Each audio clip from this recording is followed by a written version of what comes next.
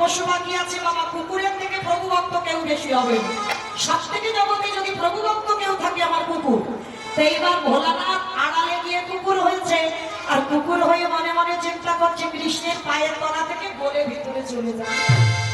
এইবার বাবা ভোলানাথ গুটি গুটি পায়ে আসছে, আর কৃষ্ণ ইচ্ছা করে পাটা বেশিটা একটু ফাঁকা করে দিয়েছে সুবিধা হয়।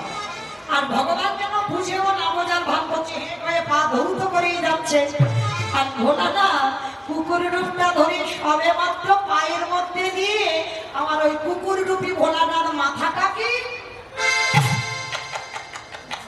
আর যেই না মাথাটা দিয়েছে আমার ভগবান দুটো হাঁটু নিয়ে কুকুরের কানের কাছে,